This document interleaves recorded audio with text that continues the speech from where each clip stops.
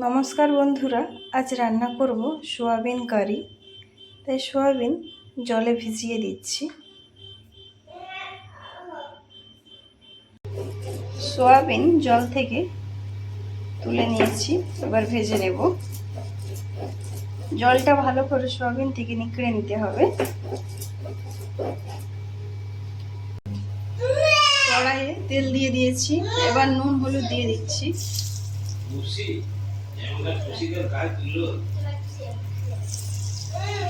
এবার সোয়াবিন গুলো দিয়ে দিচ্ছি, ভেজে নেব ভালো করে।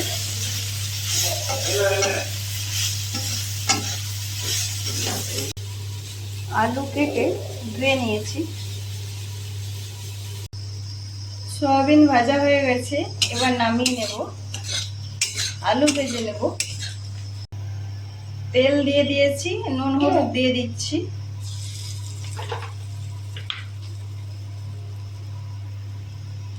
আলু দিয়ে দিচ্ছি।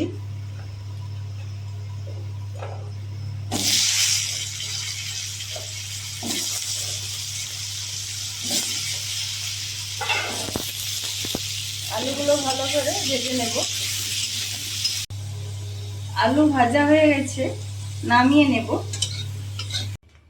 কড়াইয়ে তেল দিয়ে দিয়েছি, চিনি দিয়ে দিচ্ছি। চিনি লাল হয়ে উঠেছে, এবার পেঁয়াজ দিয়ে দিচ্ছি।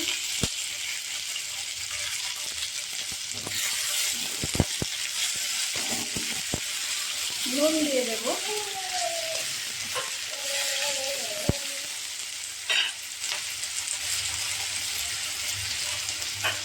পেঁয়াজ ভেজে নেব লাল করে। পেঁয়াজ ভাজা হয়ে গেছে, বেটে রাখা আদা রসুন দিয়ে দিচ্ছি।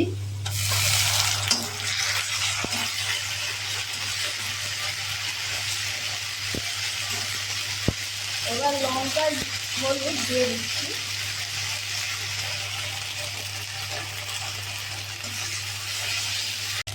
জিরে দিয়ে দিচ্ছি।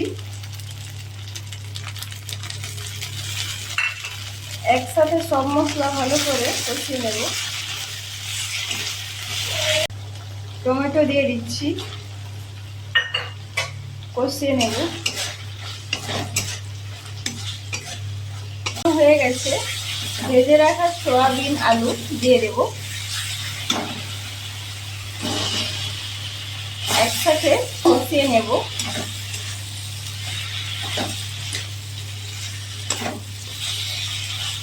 পরিমাণ মতো নুন দিয়ে দেব।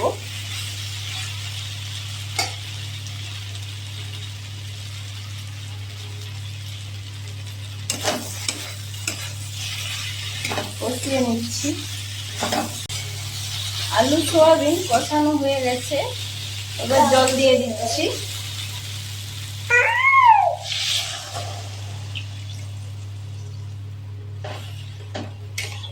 জল দিয়ে দিয়েছি, এবার ঢাকনা ঢেকে দেব।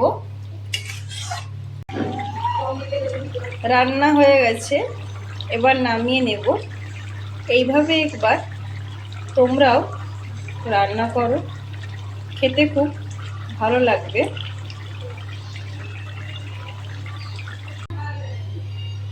নামিয়ে নিয়েছি। আজকের রান্না তোমাদের কেমন লাগলো অবশ্যই জানিও।